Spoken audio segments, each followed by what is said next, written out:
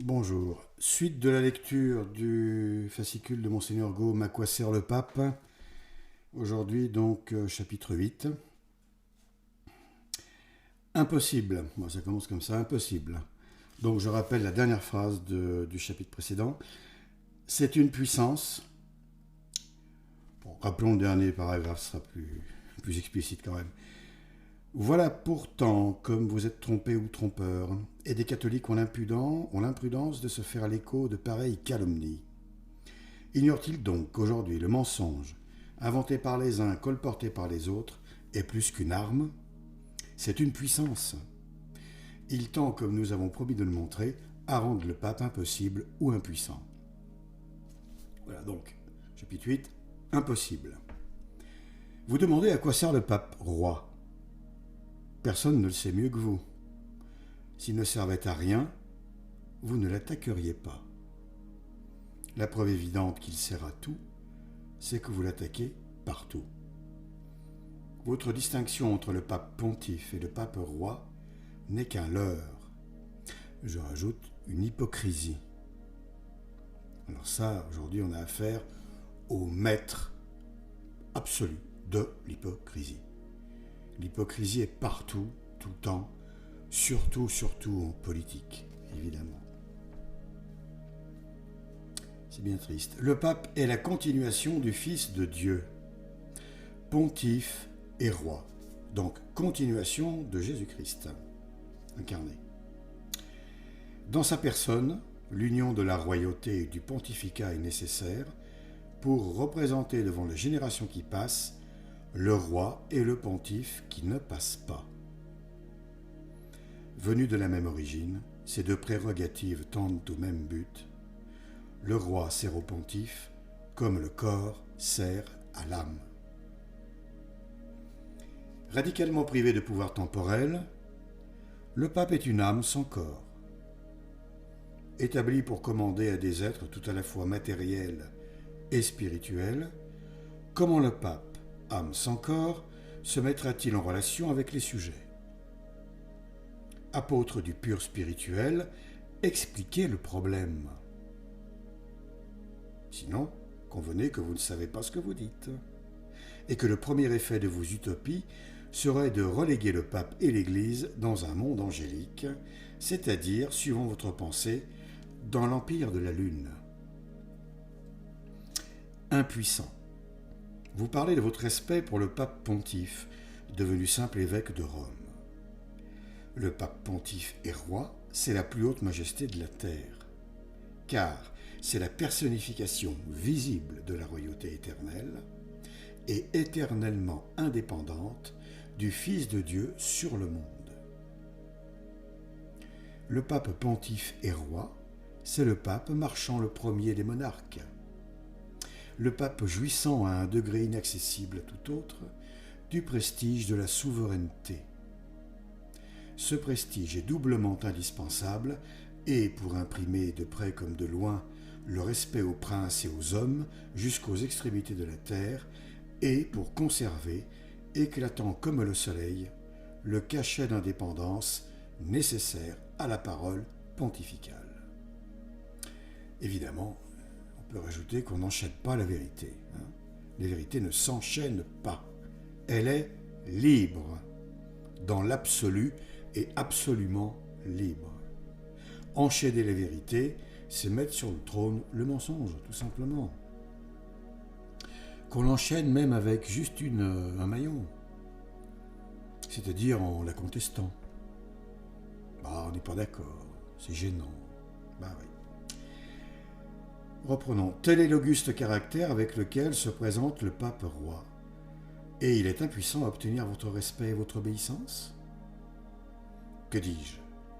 Vous osez lui prodiguer l'injure et le mépris. C'est, dites-vous, la faute de sa royauté.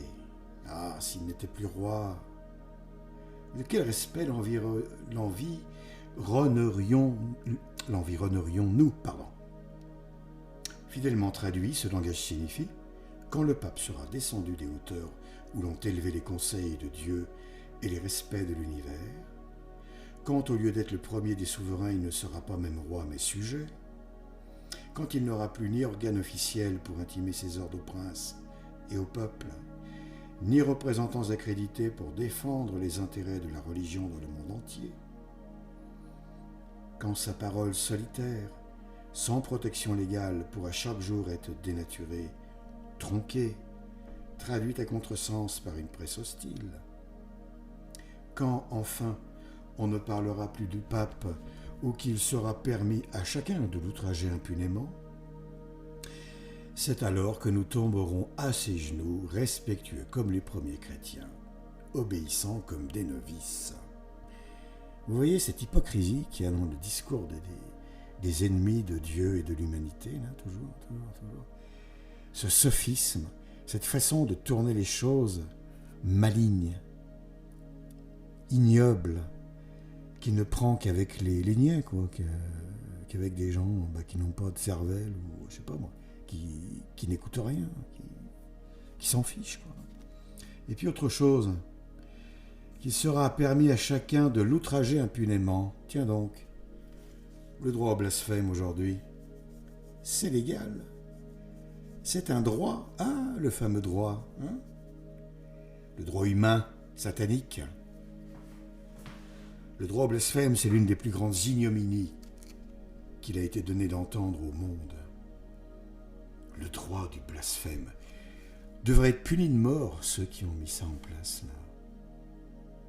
Non mais enfin, le droit d'outrager Dieu, d'insulter Dieu, de se moquer de Dieu, du Créateur. Mais c'est parfaitement... Ça va au-delà de la folie. Oui, c'est satanique, mais alors purement satanique. Si le mot pur ici peut avoir un sens. Strictement satanique, il faut dire. Alors, on continue. Il ne vous reste plus qu'une chose à obtenir, c'est qu'on vous croit. Eh oui, et on n'est pas prêt de vous croire, hein. Chapitre 9. Nous l'obtiendrons, ajoutez-vous, car nous sommes catholiques par le fond des entrailles. Ah bon? Et même sans nous flatter, plus catholiques que le pape. Ah, ça, ouais, c'est sûr, ça c'est possible, oui. Plus lumineux que le soleil. Plus puissant que Dieu. L'homme n'est pas foutu de créer un brin d'herbe.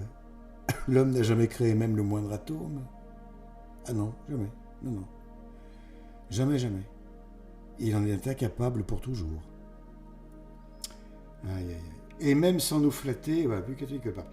Si nous demandons la suppression du temporel, c'est pour dégager le spirituel, rendre le pape plus libre et ramener l'Église à sa perfection primitive. Waouh! C'est vrai qu'ils s'y connaissent dans la perfection primitive de l'Église. Ah oui, ce sont des experts, à croire qu'ils y étaient. Jésus-Christ est né dans une étable, il n'a rien possédé. Il a déclaré que son royaume n'est pas de ce monde. Alors note, c'est-à-dire ne vient pas de ce monde, regnum meum non est inc. Il tire son existence, sa légitimité, sa force, non du droit de conquête, de naissance ou d'élection, mais de Dieu. Pourquoi notre Seigneur et ses premiers vicaires n'ont-ils pas exercé les droits de la royauté temporelle? Cette question nous conduirait trop loin. Saint Pierre n'a eu que sa barque et son bâton, disent toujours les ennemis. Les premiers papes furent pauvres comme lui. Au lieu de palais, ils habitaient les catacombes. Quoi de plus beau? Alors là, une parenthèse encore. Pourquoi le Seigneur, Dieu, le Créateur, le Sauveur, le Rédempteur, le Bienfaiteur, le Conservateur, celui qui conserve nos corps, qui conserve l'univers, à chaque instant, si Dieu ne veut plus que l'univers existe, d'un coup il n'existe plus. Alors, pourquoi Dieu, incarné, du moins le Fils, Dieu le Fils, une des trois personnes de la Trinité, du Dieu un, n'aurait pas droit, lui, à de la beauté, à de la dignité, dans au moins le bâtiment qui est censé représenter le cœur de son Église, à de l'or, métal spirituel s'il en est. Pourquoi? Et puis dans le même temps, les petits humains, les bipèdes, le petit homme, capable que du mal tout seul, on va dire, pour être clair, lui, il aurait droit toutes les richesses, de tous les biens du monde, à se goinfrer comme un goret, dans des draps en soie ou alors dans de l'or, prendre des bains d'or liquide, hein, pourquoi pas aussi.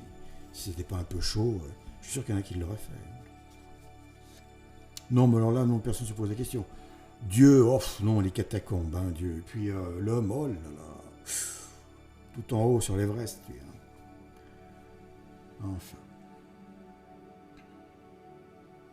Tout cela est vrai.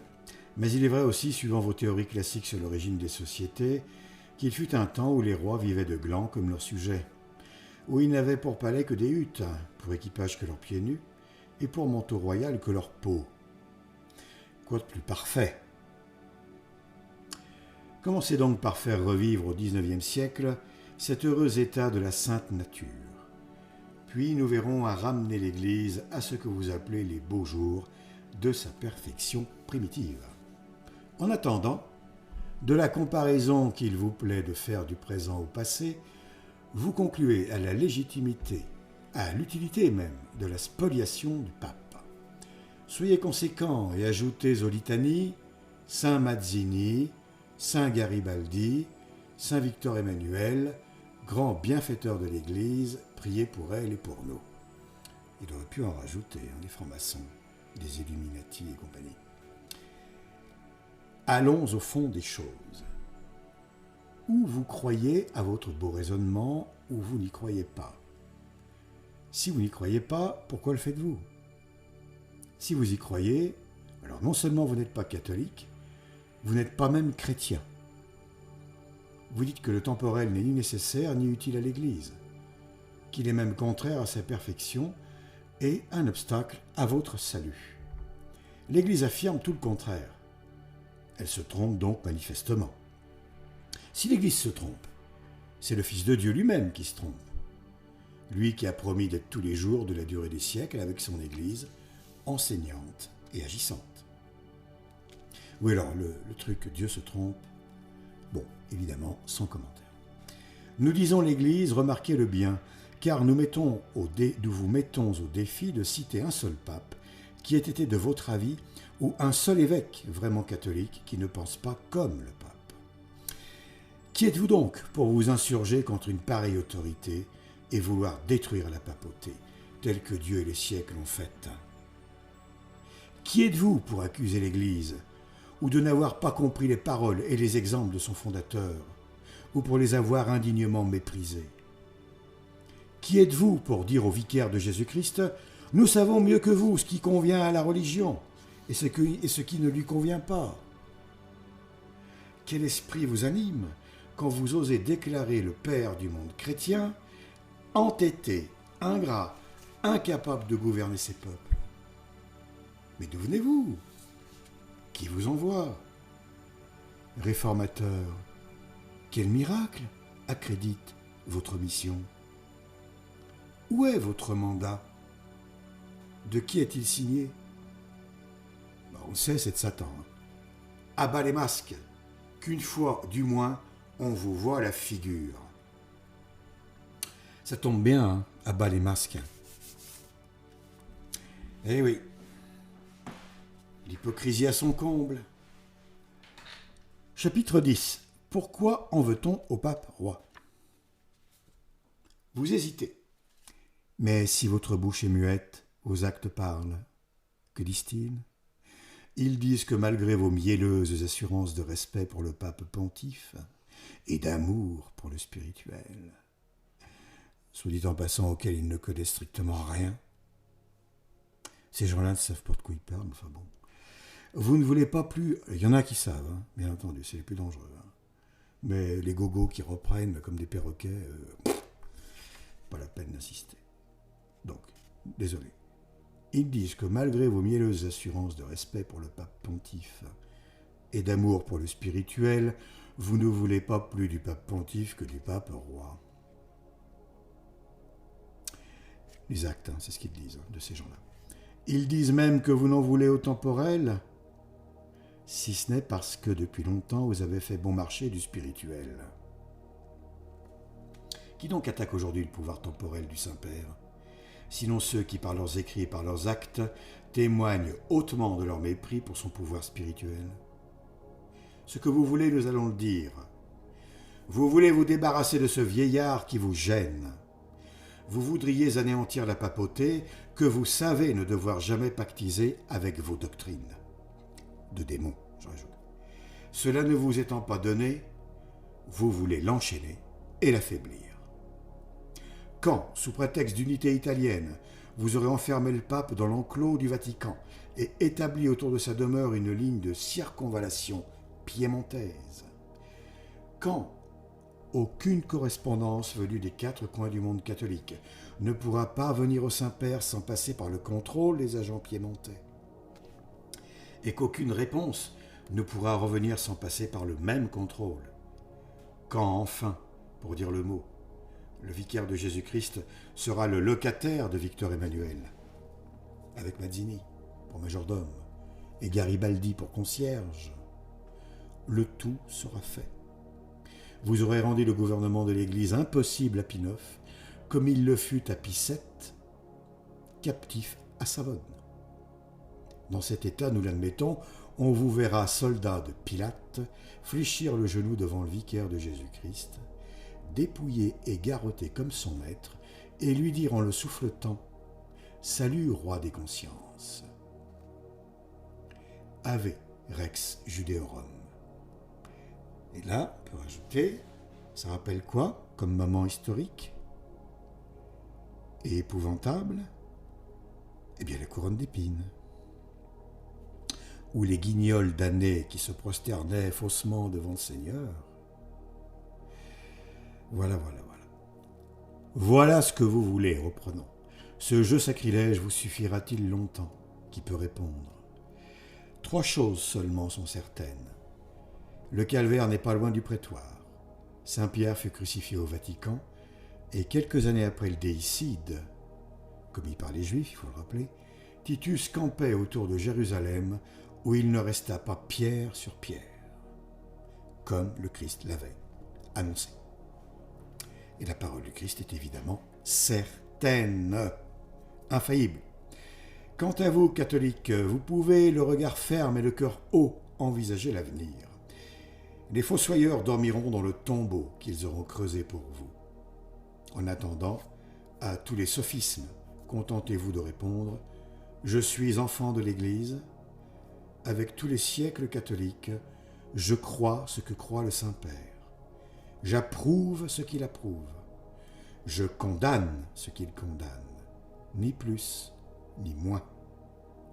Sur cet oreiller des martyrs et des saints, je dors en paix. » Ça, on devrait l'afficher dans nos maisons. Et à tous ceux qui vont venir avec leur pogrom là bientôt pour nous faire apostasier, etc., sous peine de mort, tout ce qu'on veut, peu importe, mort sociale, mort physique, tout ce qu'on veut, on leur dira ça, je suis enfant de l'Église, avec tous les siècles catholiques, je crois ce que croit le Saint-Père, il n'y en a plus, ils vont vous dire. Ouais, mais ils ne vont pas vous le dire, en fait, il n'y en a plus. Oui, mais les Saints-Pères d'avant, peu importe. Aujourd'hui, c'est le Christ, bon voilà. J'approuve ce qu'il approuve, l'Église, quoi. Je condamne ce qu'il condamne, ni plus ni moins. Sur cet oreiller des martyrs et des saints, je dors en paix. On le voit, nul dans le monde ne tient une aussi large place que le pape et le pape roi. Qu'il disparaisse, et son absence laisse un vide qui ne sera jamais comblé. La preuve aujourd'hui. Qui comble le vide? Lucifer, Satan, ses ouailles, ses sbires, affamés de damnation. Oui, de damnation. Leur âme, ils savent, elle est foutue, mais ils veulent toutes les autres, jaloux qu'ils sont que certains puissent se sauver. Parce que ces gens-là sont mus par la haine. La haine. Cette haine épouvantable, atavique, qui coule dans leurs veines, comme l'amour dans celle des saints. Eh bien, c'est ce qui meut le monde d'aujourd'hui, en tout cas les dirigeants de ce monde. Je ne parle pas d'un gars comme Trump, qui n'est pas a priori, ça pourrait être un agent double. Hein. J'ai encore personnellement un doute sur son intégrité, mais bon, Misons sur le fait qu'il soit du bon côté, malgré tout un tas de défauts. Tout le monde a des défauts, peu importe. On n'est pas là pour juger le bonhomme. Loin s'en faut. À Dieu seul cette tâche impossible aux hommes. Mais en attendant, ses actes tentent à démontrer qu'il est du bon côté de la barrière. Et il se bat corps et âme, si on peut dire, contre le deep state, l'État profond, là, celui que le gouvernement mondial, tout simplement, qui cherche à détruire le monde pour imposer le monde de Satan, la tyrannie antichristique. Eh bien, voilà le vide laissé par le pape, que ne comblera pas Donald Trump. Malgré tous ses efforts, malgré toutes les espérances qu'il véhicule derrière lui, qu'il vectorise. Bon. Dieu seul, maintenant, peut venir à bout de toute cette montagne de mal, cet Himalaya de mal qui règne dans le monde, là. Et dans les peuples aussi, parce que les peuples ont ce qu'ils méritent, donc imaginez un peu l'état de la population. Enfin voilà, donc le pape est irremplaçable, c'est certain, et lorsque le Saint-Esprit, dont la présence est assurée par la présence du pape, qui est en fait, en quelque sorte, le médium de Dieu, au sens noble du terme, il est le canal par lequel passe la parole de l'Esprit Saint. Eh bien, lorsque tout cela déplut sur la terre, il n'y a pas de vide, ça n'existe pas, ça se remplit de l'esprit de Satan. C'est le cas depuis une 60aine d'années, maintenant, plus que jamais. Le résultat, nous en souffrons tous, dans un monde qui ressemble plus à un camp de concentration qu'à un monde normal, on va dire. Si monde normal il y a, le seul qui a existé, c'est le Moyen-Âge en fait. Malgré tous ses défauts, il y en avait, mais tellement moins qu'aujourd'hui. Le Moyen-Âge, c'est l'âge d'or, l'âge d'or du catholicisme, de la chrétienté. Donc l'esprit de Satan maintenant règne sur le monde à la place du catéchone. Le catéchone, eh bien, c'est la papauté. Le catéchone, c'est le Saint-Esprit dans le monde, qui rayonne, qui protège le monde, alors bien entendu, à divers degrés. Le monde catholique d'abord et en priorité, bien entendu, comme un père protège d'abord ses enfants. Et ensuite, plus on s'éloigne de la vérité catholique, plus on va vers les païens, les barbares, les gens qui croient en Dieu de la pluie, Dieu du vent, Dieu de machin, etc. Moins la protection est là, évidemment, naturellement.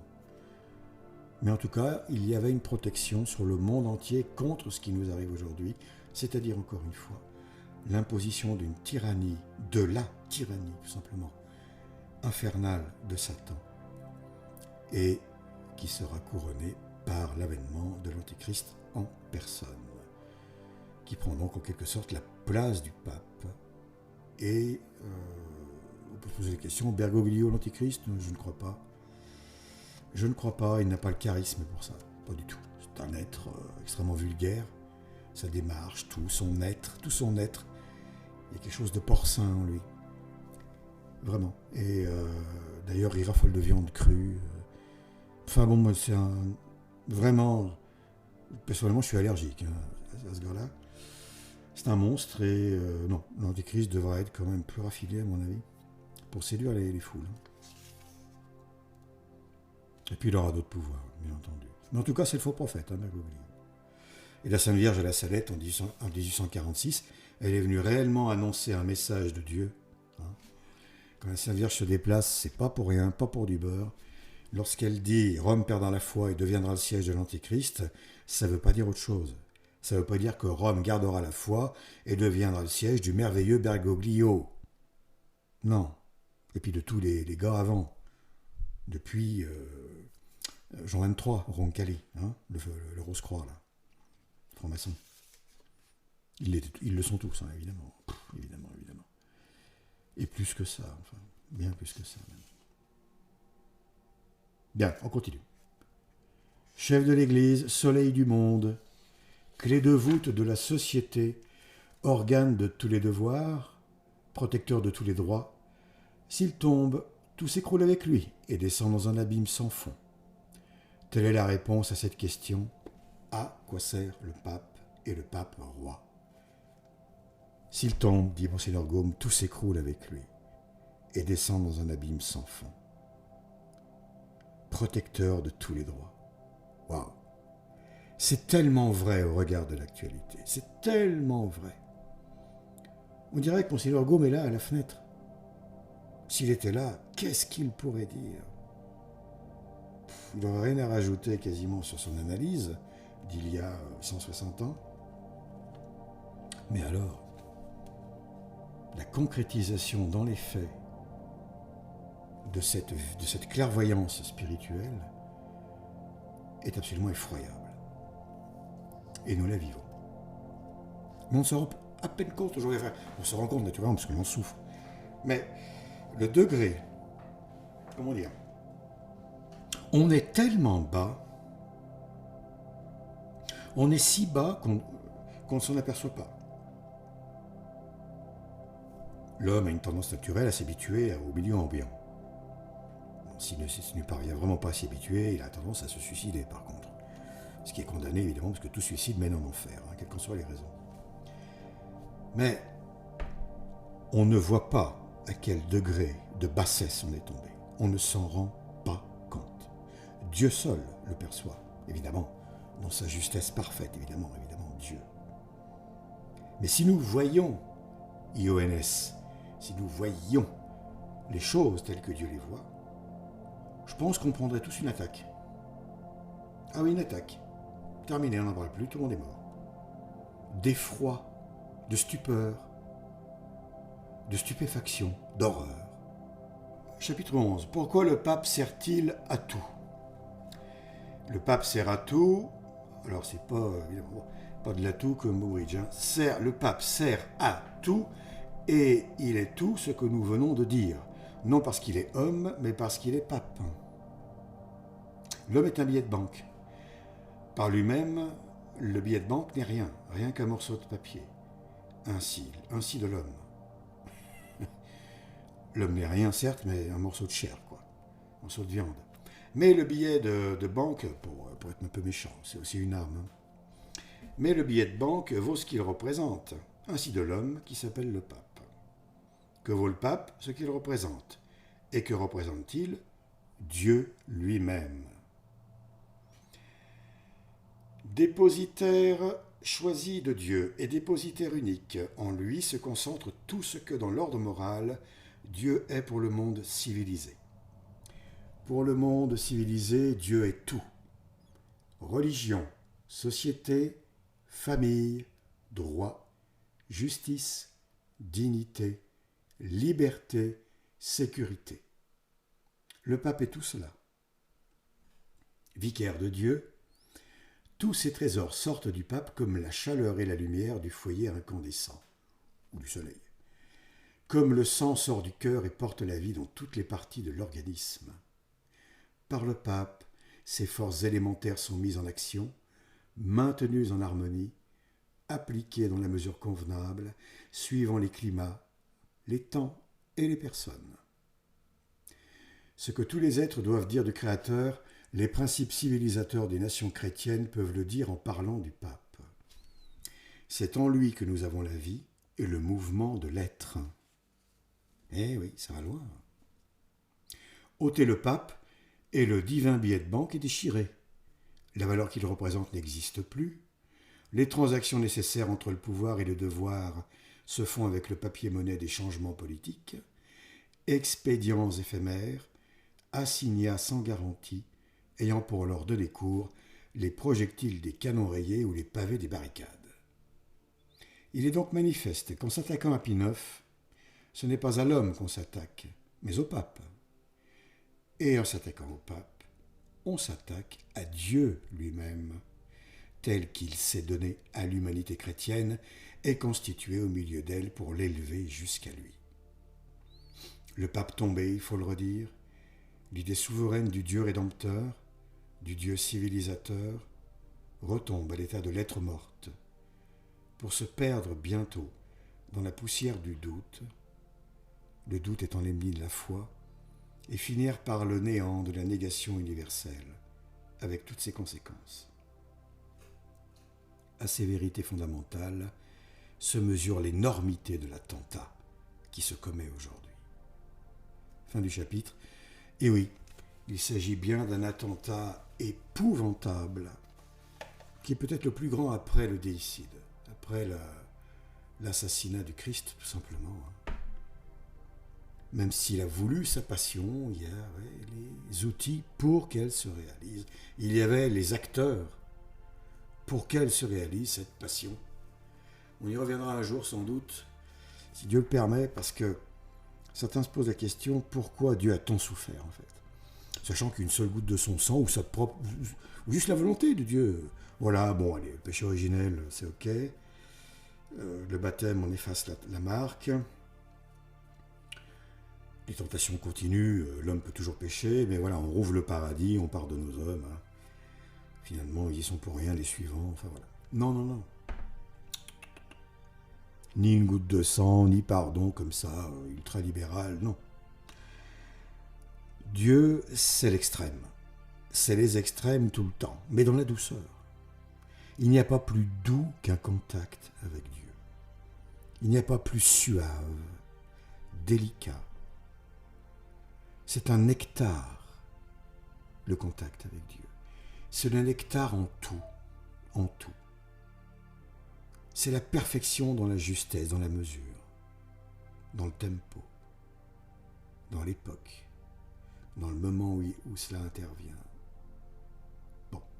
Et pourtant, Dieu, la moindre de ses pensées, c'est une folie pour nous. Attendez, il n'y avait rien, puis d'un coup, il y a tout l'univers. L'univers a été créé tel quel. Tel quel. Les étoiles n'étaient pas carrées, puis ils sont devenus rondes. Non, non, non. Il n'y avait pas une petite bouboule, là, primordiale, qui contenait toute la matière, puis ça fait boum. D'où elle venait, cette boule? Peu importe d'où elle venait. Hein? Ils sont incapables. Non, on n'en parle pas, là, ça ne regarde plus. Ah bon, ça ne regarde plus? Bah, dites pas des âneries. Il faut bien que ça vienne de quelque part, votre truc originel, là, votre Big Bang. Cette matière originelle, elle vient d'où? Voilà, bon, ça, évidemment, ils sont incapables d'y répondre, parce qu'on ne peut pas répondre. Sauf en passant par Dieu, qui crée d'un coup la matière. Dieu aurait besoin de l'eau pour faire pousser un arbre?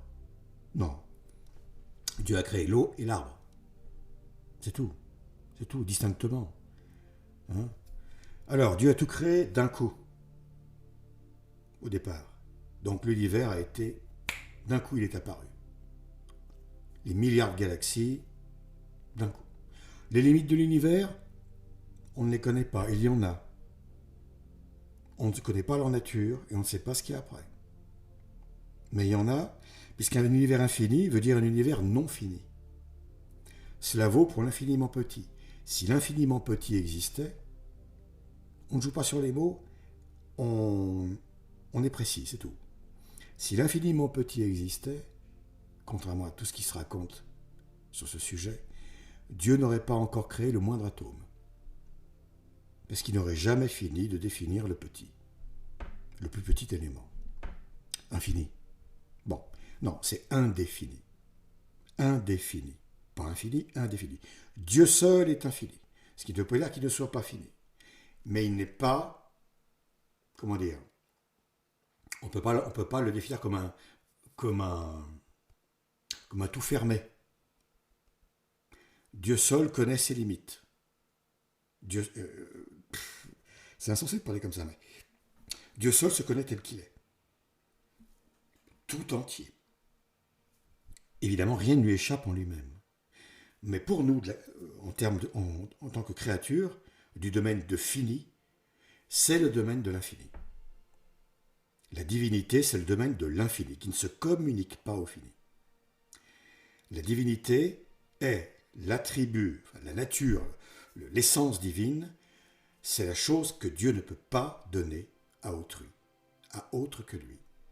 Il le pourrait, il l'aurait peut-être bien donné à la Sainte Vierge, c'est sûr. Mais il ne peut pas. Il a donné à la Sainte Vierge tout ce qu'il a voulu et tout ce qu'il a pu. Alors, autant dire que ça en fait. Quand on dit « Je vous salue Marie, pleine de grâce », le grâce au pluriel, ce n'est pas pour rien. Elle en a des... Elle était remplie de toutes les grâces possibles, tout simplement. Tout simplement. Aucune ne lui a échappé, sans aucun doute.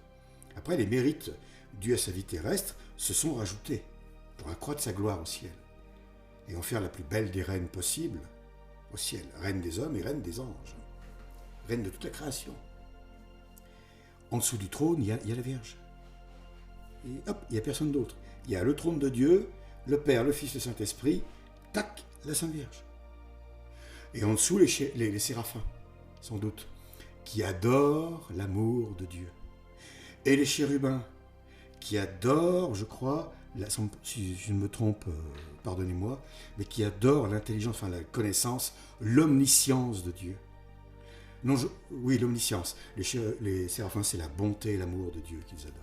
Imaginez, adorer l'amour de Dieu. Ça rappelle Sainte Thérèse de l'Enfant Jésus, qui disait « Il faut aimer l'amour de Dieu ».